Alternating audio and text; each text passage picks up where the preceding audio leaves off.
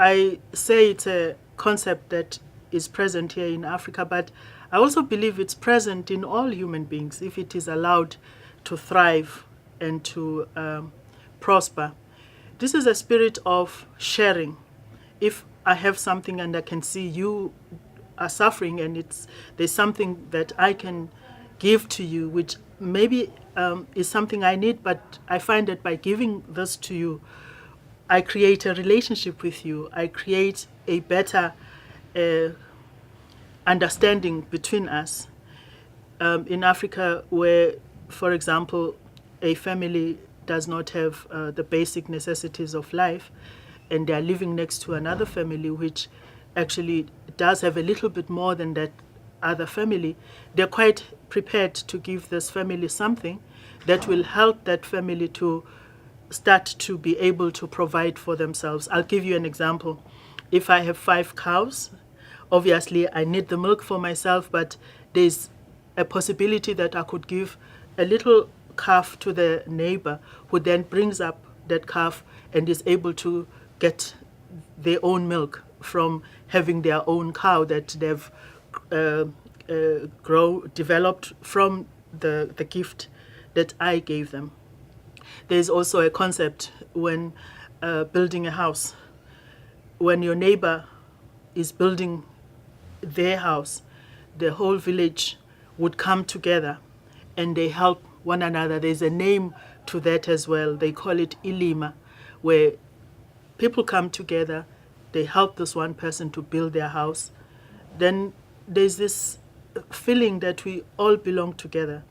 In growing food, again, people will come together and work together to plow the fields, to help one another with seed, and therefore the whole village enjoys from sharing what each has. So it's that kind of way of living, of coexistence. Of course, with urbanization, and I don't want to romanticize Africa, with urbanization we've begun to lose some of this spirit of Ubuntu, and we are continuously trying to bring it back as we bring up our own children, to try and bring it back so that a child who grows up does not want to accumulate only for themselves when the child next door doesn't even have a bed on which to sleep or doesn't even have shelter.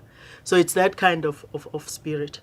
So even as we build government, we are now a democratic country in South Africa, we have encouraged everybody to participate in our governing of the country, either through participating in elections. People here in South Africa value their freedom very much. So when elections come, they participate in the elections. They choose the representatives that are going to represent them in Parliament. But we say it's not enough for them to just choose people that are going to represent them. They must continue to participate in the shaping of our policies, in the shaping of our laws, so that they continue to feel that this is their parliament, and those that they have chosen must feel they are accountable to those people that have elected us. But it's also important in this spirit of Ubuntu and humaneness to actually go to and experience what the poorest in the community experience, even if it means actually visiting and living among them. We have a very good example here in our country where a former minister of land and agriculture went and spent a night in a shack, which is an informal house, just so he could know what the people who live in this kind of situation go through. And that was important in the sense that he has been given a responsibility. The people have elected the government, and we have a minister who is there because the people have put him there. So he then sees his responsibility as responding to their needs. And you won't know what their needs are if you don't live among them, if you don't have that experience. You won't know how they feel.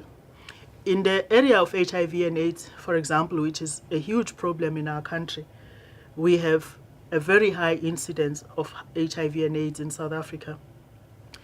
One of the things that has been very important in helping to change our government's position and policy on HIV and AIDS is actually to be with people who are living with HIV, in the sense of attending their meetings, listening to them.